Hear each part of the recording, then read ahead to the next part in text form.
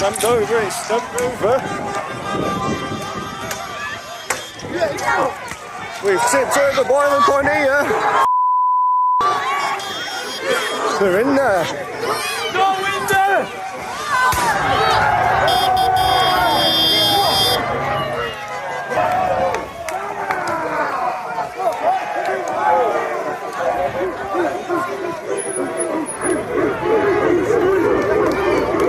Come on!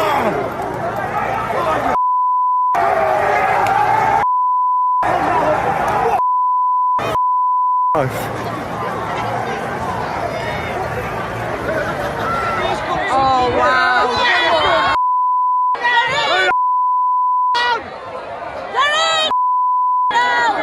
They are we're upstairs at last.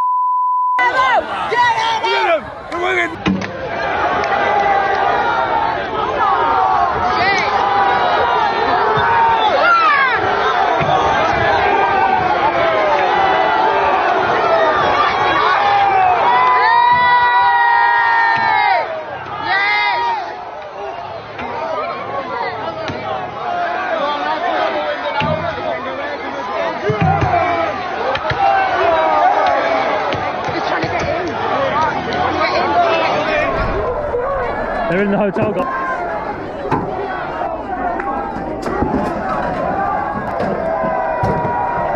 Ow. The aftermath of an attack on a migrant hotel in the UK reveals extensive damage. Show you first what the situation is this morning outside this Holiday Inn. You can see on the ground the glass, the shard of glass from where the rioters smashed in the windows, chairs, flung about the place, fire extinguishers which were used as weapons at one point yesterday, alcohol cans. We know from speaking to local residents that they felt that the crowd yesterday was drunk, that some members of them were drunk. And if you look in these smashed in windows here, I mean, this is a communal space where asylum seekers would have normally, on a weekend, been hanging out, been eating, now completely destroyed. You've got security staff and staff at the hotel now trying to clean this up, which is presumably going to take a while. We just spoke to the Secretary of Defence, the local MP here as well, John Healey, who said that it was his understanding that all of the asylum seekers had been cleared from the hotel yesterday. But speaking to security here, I just found out that there was a small group of asylum seekers, about 4 of them, who had been out when those riots kicked off yesterday. It sounds like they'd come back and seen that there was trouble and had ended up having to sleep rough. Apparently they slept in a wood last night because they were so scared of coming back here. And I think we cannot underestimate how terrifying this must have been for the residents of these hotel. Asylum seekers, families, presumably parents and potentially young children, barricaded in their rooms as an angry mob broke down the windows. Also, I think one of the most shocking pieces of footage to emerge from yesterday was a moment when rioters set a bin on fire and pushed it against one of the doors. They knew people were trapped in here, and clearly they were using that opportunity to scare them, and you would assume to do something particularly dangerous, maybe even deadly. Now, I asked the Secretary of Defence, John Healey, what he thought about bringing in the army to manage any potential future riots like this. This is what he said. No, I was down here throughout yesterday, and with the backup teams, South Yorkshire Police were strongly supported by police forces from West Yorkshire, from Cheshire. Even the British Transport Police came. That sort of established system of what they call mutual aid, where you've got police forces coordinating together, training with the same public order, street disorder techniques. It's the police's responsibility to respond first, and currently they've got the means to do it, and they will make sure that people are safe. Thanks very much. Shattered glass covers the ground and windows are boarded up.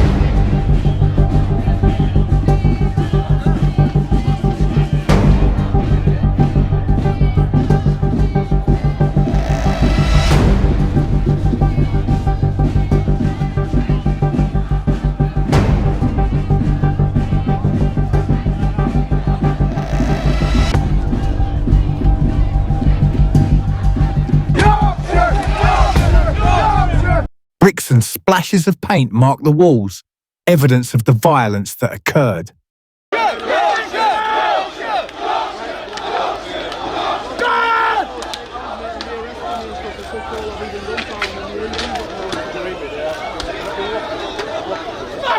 get stunned there, bro. You're full of harassment for me. Not get stunned. Come on! Jimmy! Come on! Mr. Cat! Come on!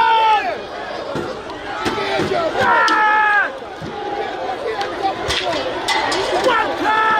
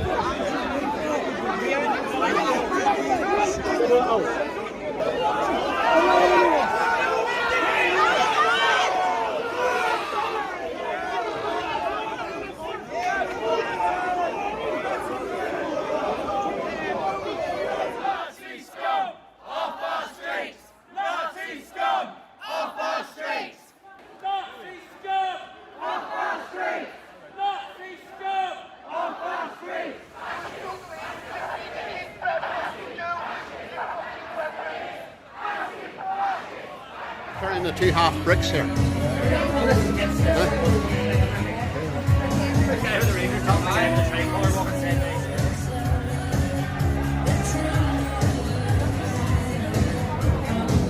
Gathering up the bottles. Gathering the bottles.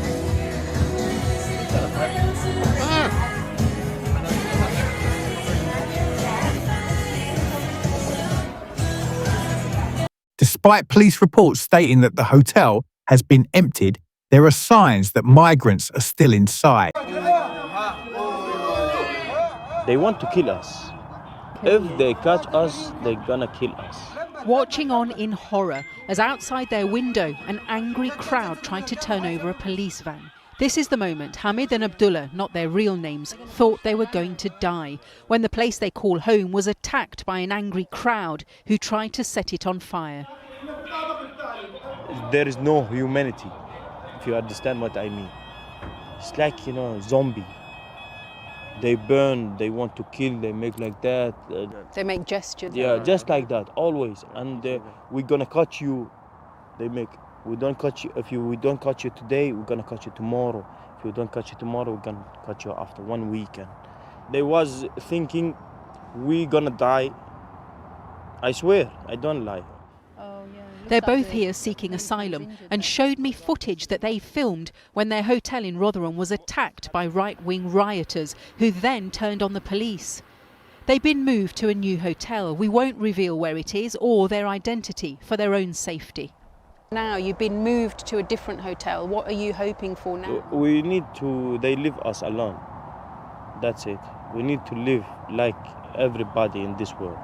Ladies and gents, if you find anything you don't think you should be picking up, give us a shout. Today, a community clean-up. Volunteers coming together to say this is the image of the real Rotherham. 240 people seeking asylum had been housed here. They've all been moved on now. How have some of the most vulnerable come to be the target of this violent unrest? And, crucially, what can be done to stop it? After an emergency Cobra meeting, the Prime Minister announced a standing army of specialist officers to tackle the unrest, although he didn't clarify exactly what this means. Whatever the apparent motivation, this is not protest, it is pure violence, and we will not tolerate attacks on mosques or our Muslim communities. So the full force of the law will be visited on all those who are identified as having taken part in these activities. In Tamworth, petrol bombs were thrown and the police attacked by people chanting racist slogans. One officer suffered a broken arm. The crowd then set fire to this hotel, as inside asylum seekers and the staff feared for their lives. The hotel had previously been identified by the local MP, who said in a Commons debate, people want their hotel back. Today, Sarah Edwards said in a letter she condemned the violence. They're just fixing up the windows and assessing the damage here. Many have been left wondering not if there will be another attack, but where. After a weekend in which violent disorder has swept across the country, there are many wider questions about racism and Islamophobia, about the power of social media, but also the responsibility of politicians, some of whom have been accused of using inflammatory language, which is then co-opted by extremists. So these cameras provide reassurance for the sort of the congregation, and they're sort of at the front and back end of the entrance. So these security cameras. At her mosque in Birmingham, Hamda Mohammed shows me the security measures they have in place. Rumours have been circulating on social media channels that far-right groups are heading to this city. It's very much rumours at the moment, but it feels like a very, very real to us as a community here, because we have to sort of really make ourselves less panicked. Hamda says many black and Asian communities have been left fearful, but also angry at those who question their right to call themselves British. She feels there needs to be a wider debate about the causes of the violence. To be sort of told you are not British and you do not belong here is sort of like, then where do I belong? I clearly can't go somewhere else and I clearly don't belong here. And that must make you feel horrible when your identity is being questioned as a British person. I think the wider issue is that scapegoating of Muslims, of migrants, of people of colour that we've seen decades and time again in the news, where migrants are referred to as illegal immigrants, or far-right thugs are sort of classed as just protesters, rather than what they really are, which is racist, Islamophobic riots. 6 days since the unrest began, there have been nearly 400 arrests across England. The suspects have started to appear in court. The Prime Minister insists they will feel the full force of the law for their actions, but addressing the reasons behind their actions and stopping it spreading will be much harder. Lights remain on in the windows, and there's a noticeable silence, suggesting those inside are avoiding attention.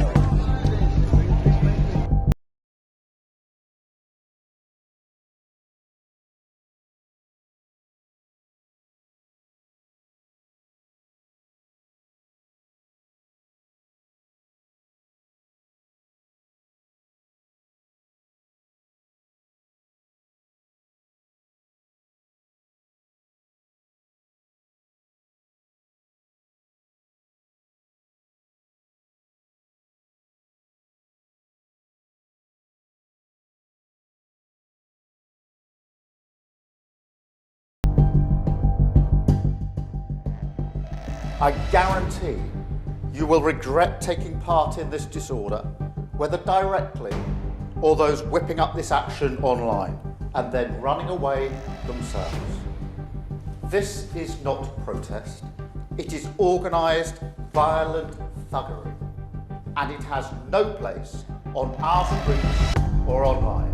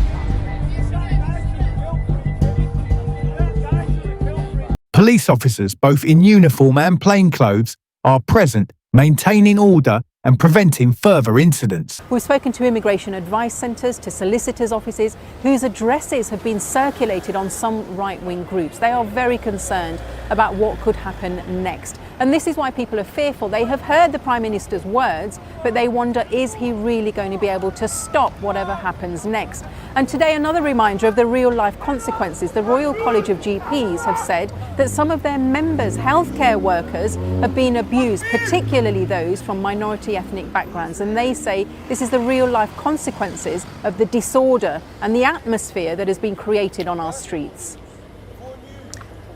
Darshna Soni there, thank you. And apologies if you heard any bad language there. As we can see, it is live. And as we've been hearing in South Yorkshire, not far from here, police have condemned what they've called a disgusting display of thuggery following the disorder at that Rotherham hotel housing asylum seekers last night. At least 12 police officers were injured by a group estimated to number more than 700 people. Local MP and Defence Secretary John Healey said there will be a reckoning for those involved. Amelia Jen was there last night in Rotherham. This quiet suburb 10 miles away from Rotherham last night became the scene of a pitched battle after a crowd who'd surrounded a hotel housing asylum seekers set it alight. The police have managed to move a crowd of around 100 to 200 down this end of the road, but they're still throwing glass bottles, they're still throwing logs, and actually 2 boys have just started a fire over there. By the time police had dispersed the riot, it was 5 a.m. and 12 South Yorkshire police officers had been injured with rocks, fences and other missiles. It began yesterday around 11:30 a.m. when a group of 250 arrived in the Manvers area of Wath-upon-Dearne.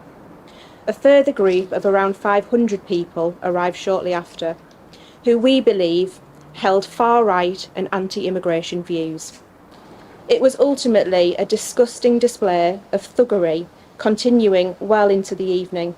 The hotel's windows were smashed and a wheelie bin set alight before being pushed into a doorway. Police describing a concerted effort not just to damage the hotel, but to inflict serious harm on those inside. I've come down from Leeds this morning. This is where I'm from, but I live in Leeds now. But I was just crying my eyes out yesterday watching it. It's awful. Just thinking about the people inside, like, that is not a way to treat a human. It turned from peaceful into possibly some of the most sickening parts of society that exists now in the UK. Where's the tolerance gone? Where's the understanding? Where's the acceptance that actually where's the acceptance that some of this is a historic failure of government to actually process cases as well, so they're not sitting in hotels for all this time? I spoke to one man here last year, and he'd already been rehomed in another part of the country. I won't name the place, and he'd been so badly beaten up there it had left him with a permanent disability. So he'd been moved here and he was still waiting for his claim to be processed. Liz's friend works inside the hotel and she's done voluntary work here too. They'd had some contact by WhatsApp and told me that they'd been moved into the stairwells, which had been locked for safety. And one of the lads had texted later in the evening and said, "Oh, don't worry, we've got apples and water." This morning, Defence Secretary and local MP John Healey visited the site, having spent all night with the police. He was stopped this morning by someone who lives nearby, who repeated unsubstantiated claims about inequality in policing that have been circulating online. I'm also hearing from a good source that the police have been told not to arrest any immigrants or do anything, nothing at all. There's a sense of tension as they monitor the situation. Public frustration is evident, with anger directed at the use of taxpayer money to house migrants. Yes, given the violence that unfolded here yesterday, naturally it's taken people through the night really to assess the extent of that. We're standing now in front of the law courts. You could probably see windows boarded up after they were smashed by rioters. Just along the way, you have Teesside University. Same thing happened there. Windows smashed by rioters during late afternoon yesterday. This afternoon, the university issued us a statement saying that they paid tribute to the people who came along quite unasked to help clear up the mess. And they said that that represented the true spirit of Teesside and Middlesbrough. Well, we saw a good deal of that spirit on the streets from the early hours of this morning, but also Of course, that took place after several hours of concerted violence, albeit in specific areas, but intense violence over several hours. You're never going to win hate by hating. You've got to fight it with love. Lived here 25 years and I've never seen anything like this before in my life, ever. Excuse to spread racism and violence. Police drafted into Middlesbrough yesterday from across the northeastern Cumbria. Well over 50 arrests by this morning.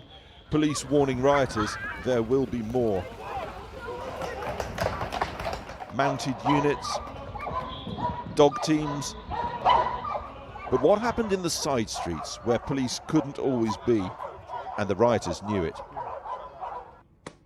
Oh, this is crazy. That car burned out near Garnett Street in the town centre. Smashed in the windows on this new build estate. Then they crossed over and they went one end to the other of Garnett Street, smashing up every single car on the street and quite a few front windows as families were cowering inside with children. No police, no hurry, strolling along Garnett Street. Attacking the vehicles, breaking people's front windows wherever, whenever they feel like it. Many of them teenagers, some appeared much younger than that. Student and care worker from Ghana, Edward Bonio, discovers what they've done to his car. We are very devastated. Don't know what to do. Nigel Parry, a care home manager, Edward's next door neighbour.